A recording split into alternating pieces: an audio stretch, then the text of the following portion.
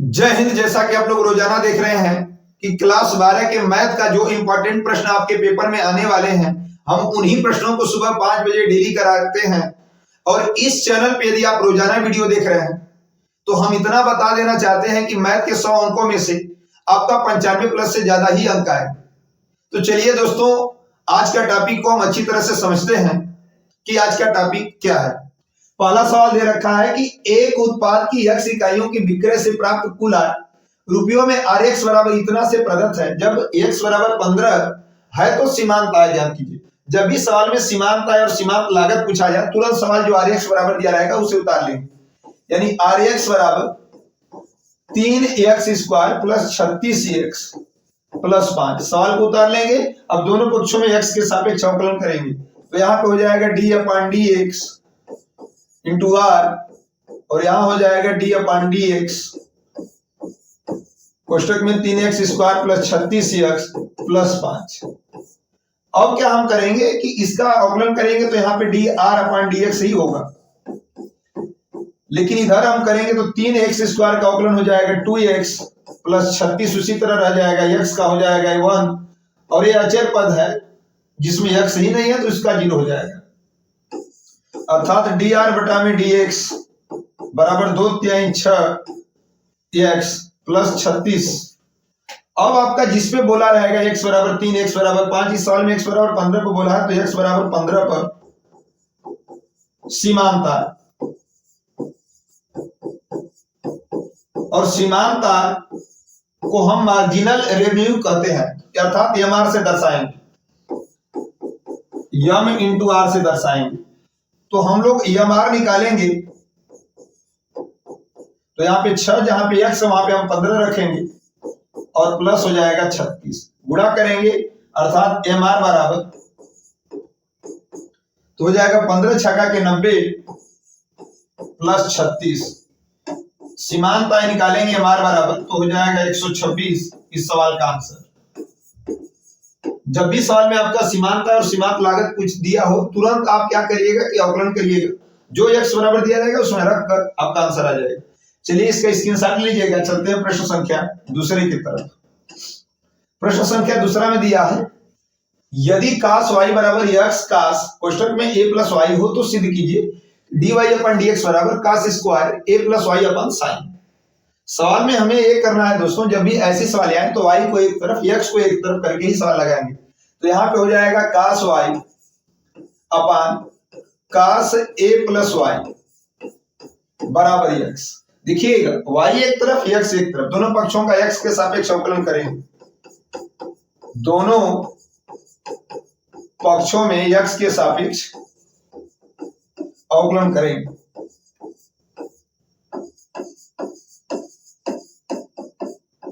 लेकिन अवकलन करने से पहले आपको अंश बटा हर का फार्मूला याद होना चाहिए।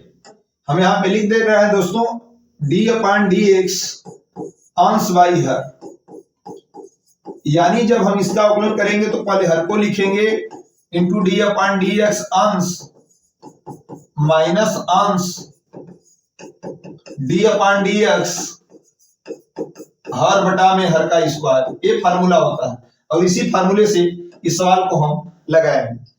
तो यहाँ पे हो जाएगा, सबसे पहले हर को लिखेंगे, हो जाएगा cos a प्लस वाई। देखिएगा ध्यान से, पहले हर को लिखे हैं फिर अंश का अवकलन d upon D X cos y, और यहाँ पे हो जाएगा माइनस फिर अंश लिखेंगे cos y फिर d upon D X cos a plus Y, यानी हर को अब बटा में हो जाएगा cos a प्लस वाई पूरे का होल स्क्वायर, हर का स्क्वायर, और उधर x का अवकलन हम करेंगे तो 1 हो जाएगा। x के सापेक्ष x का करेंगे तो 1 हो जाएगा।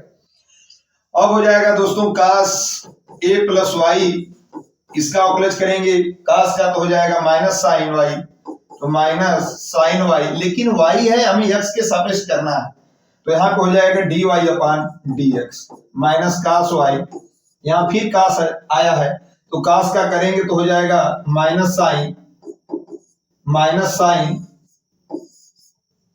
और हो जाएगा a प्लस वाई।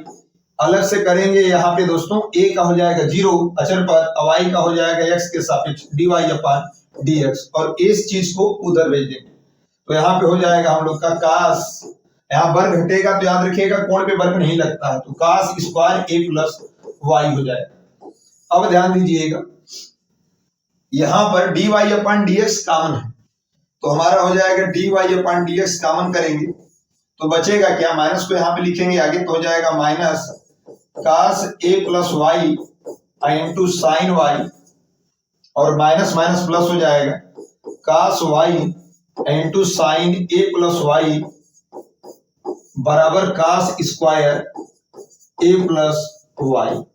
अब ध्यान देने वाली बात है दोस्तों कि इसे हम सीधा लिखेंगे, तो यहाँ पे हम सीधा लिखेंगे तो इस फार्मूले को मिटा दे रहे हैं, ध्यान दीजिएगा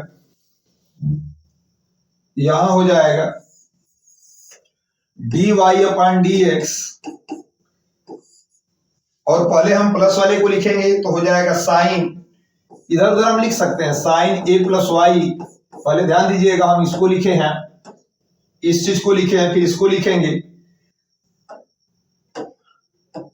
तो यहाँ पे दूसरे वाले पे हो जाएगा cos Y into plus minus है, यहाँ पे ध्यान दीजिएगा माइनस है तो minus sine Y into cos a plus Y बराबर जो उधर साइड का उसको हम उसी तरह उतार लेंगे कास स्क्वायर,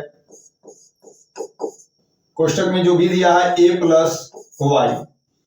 अब आपको करना क्या है कि फार्मूला आपका बन जा रहा है, ये फार्मूला है, सूत्र है, ध्यान दीजिएगा दोस्तों ये आपका फार्मूला है, और किसका फार्मूला बन रहा है, sine A into cos B minus cos A into sine, sine A minus B का बन रहा है, अर्थात यहाँ पे हम लोग लिखेंगे dy अपन dx और यहाँ पे हो जाएगा साइन, देखिएगा a प्लस वाई आपका हो जाएगा दोस्तों a का मान, अब y जो है वो b का मान होगा, a माइनस b का ही बन रहा था, यानी उतना बड़ा केवल इतना ही लिखेंगे, साइन a माइनस b का भी तोड़ेंगे, a प्लस वाई को ये मानेंगे y को भी मानेंगे तो उतना ही आएगा, और बराबर हो जाएगा cos square a plus Y.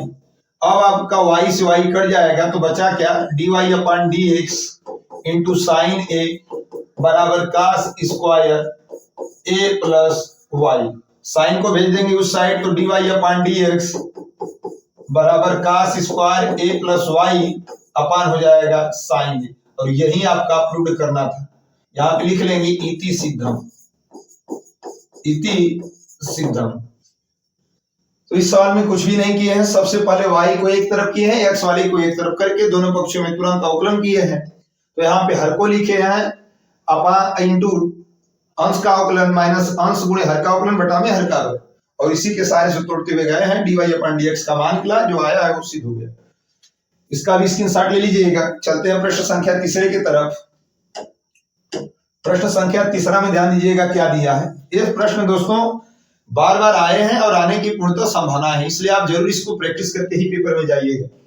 यहाँ पे देखिएगा a बराबर दिया है, b बराबर दिया, आपसे पूछा जा रहा है 5a और 2b का मान, कर रहा है कि 5a माइनस 2b का मान। सबसे पहले हम 5a निकालेंगे, तो 5a निकालेंगे तो आप a वाले में पूरा 5 का गुणा करेंगे, अभी वो प्रत्येक अवयव में होगा, 5 तिहाई 15, 5 एकम 5, 5 0, 5 दूना के 10, 5 हमारा निकल गया। क्योंकि यदि आपका जो भी अंक को बोलेगा कि हमें 5a 3a 2a जो भी कहेगा हम प्रत्येक में गुणा करेंगे, a वाले में, और b वाले में हमें 2 का गुणा करना है, तो 2 भी निकालेंगे तो सब में 2 का गुणा करेंगे, 7 दूना के 14, 0 2 चौका 8, 2 9 18। अब इसमें करना क्या है दोस्तों कि घटाना है, अर्थात 5a माइनस 2b। जब घटाएंगे तो 15 में से 14 को घटाएंगे, वहां पे माइनस है, माइनस 5 में से 0 को घटाएंगे, 0 में से 8 को घटाएंगे, और 10 में से 18 को घटाएंगे। ध्यान दीजिएगा, सामने सामने किसमें भी 4 है उसमें भी 4 है, सामने सामने घटाया। 5a माइनस 2b बराबर 1 प्लस हो जाएगा तो ये 29 होगा, वो माइनस 5, यहाँ पे माइनस 8 और यहाँ पे हो जाएगा माइनस 8, 10 में से 18 घटाएंगे और यही आपका आंसर होगा। तो इसका भी स्क्रीनशॉट ले लीजिए। चलते हैं प्रश्न संख्या चौथे की तरफ। प्रश्न संख्या 4 में क्या दिया है ध्यान दीजिएगा, एक सारणी की सवाल दिया और कह रहा है कि इतना इसे सिद्ध कीजिए। जब भी सवाल में दोस्तों आपका एक एक हो, चाहे आपका एक कॉलम एक एक हो, चाहे कोई भी पंक्ति एक एक हो, तो उसमें से 2 अवयव को शून्य करना होता है। देखिएगा कैसे हम कर रहे हैं, LHS से हल कर रहे हैं। यहां पे आप देख रहे हैं कि पहला कॉलम ही एक एक है। जब भी एक एक दिया हो समझ लीजिएगा तुरंत सवाल हल होगा।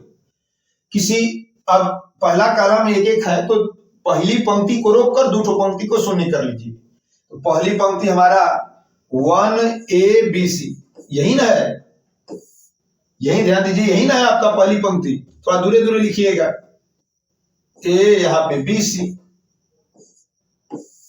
अब ध्यान दीजिएगा हम बोले क्या है कि दो अवयव को शून्य करना होता है।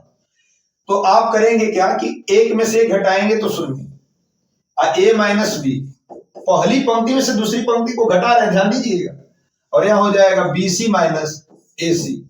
यानी आपका जो दूसरा रो है R2 है वो चेंज हुआ।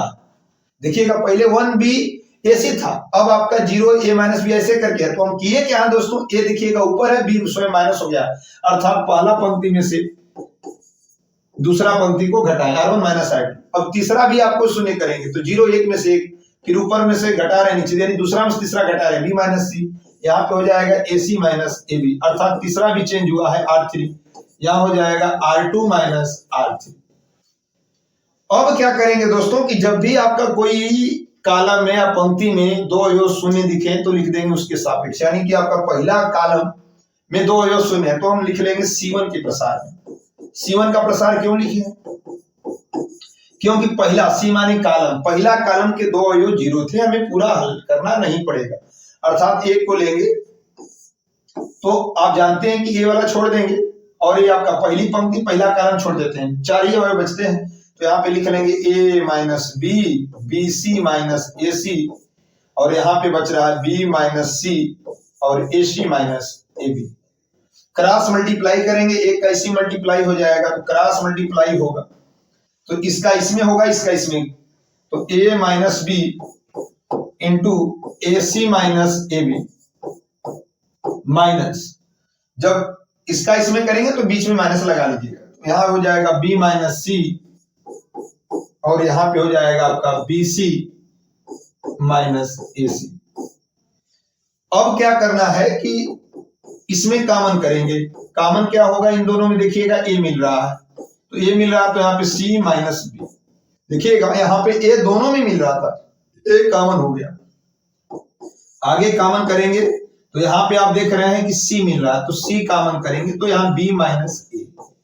अब आपको बस एक स्टेप दो स्टेप और करना है, सवाल आ गई।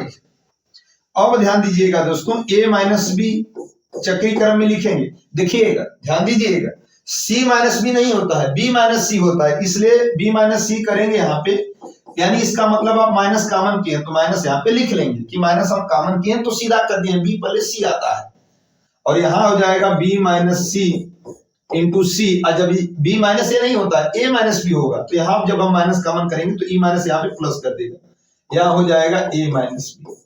अब दोस्तों क्या करेंगे कि अब इन दोनों दो पद आपके बन रहे हैं, दोनों पद में क्या कॉमन, इसे हम देखें तो कॉमन देखिएगा, मार्का लगा दे रहे हैं, A माइनस B भी इसमें मिल रहा है और B माइनस C भी दोनों में मिल रहा है, कॉमन B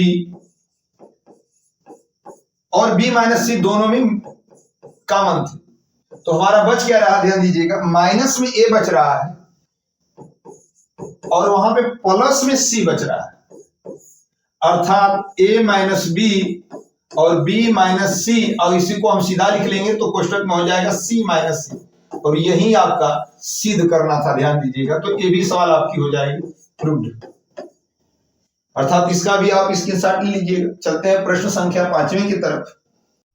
प्रश्न संख्या 5 को देखते हैं, दिया e के पावर y कोष्टक में 1 प्लस x बराबर 1 है तो दिखाइए कि D square Y upon D X square बराबर D Y upon D X का होल स्क्वायर। ये सवाल दोस्तों लगातार कई वर्षों से पूछा जा रहा है, इसलिए इसको आईएमपी कर लीजिएगा, इंपॉर्टेंट। सबसे पहले हम इसमें करेंगे क्या कि y को एक तरफ और x को एक तरफ करेंगे, तो यहाँ पे हो जाएगा हमारा e के पावर y बराबर 1 अपॉन 1 प्लस x, और इसे समीकरण नंबर हम तुरंत 1 मान लेंगे। y को एक तरफ कर दिए, x को एक तरफ, दोनों पक्षों का अवकलन करेंगे तो d upon D X into e के पावर y बराबर d अपॉन डी एक्स कोष्टक में 1 अपॉन 1 प्लस x। इधर हो जाएगा e पावर y का अवकलन करेंगे तो e पावर y ही होगा, लेकिन y है तो x के सापेक्ष करेंगे तो उसका अलग से होगा dy/dx। इधर का अवकलज हो गया। अब इधर का करेंगे तो एक फॉर्मूला आपको याद होना चाहिए, d/dx 1/x जब भी होगा तो -1/x² होगा। यानी कि ये कैसे आया है, तो जो x को ऊपर भेजेंगे तो इनवर्स बन जाएगा, और इनवर्स वाला x को n के फार्मूले से तोड़ेंगे तो वही आएगा। अर्थात हम उसके हिसाब से लिखेंगे तो यहां हो जाएगा -1/1+x²। अब इसमें क्या करेंगे, समीकरण 1 का मान इसमें रखेंगे और इसे हम समीकरण 2 मान लेंगे। तो समीकरण 2 में समीकरण 1 का मान रखने पर, 1 का मान रखने पर समीकरण 1 का मान रखेंगे तो यहां हो जाएगा e⁻y इंटू dy/dx, और इसे तोड़ देंगे तो -1/1+x, और यहां हो जाएगा दोस्तों 1/1+x।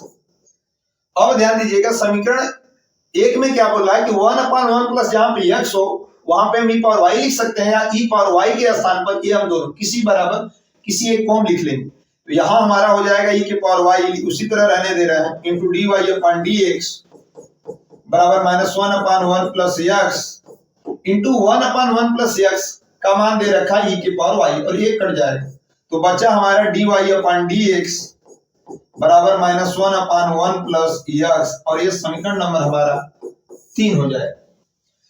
इसमें सवाल में आप देख रहे हैं कि 2 बार अवकलज किया गया, तो हम भी इस सवाल में 2 बार अवकलन करेंगे, पुनः करेंगे एक बार और। तो यहां पे हो जाएगा दोस्तों d/dx कोष्टक में dy/dx, और यहां पे देख रहे हैं -1 को बाहर कर देंगे तो -1 इंटू d/dx 1/1+x। फिर अवकलज करेंगे तो यहां हो जाएगा d²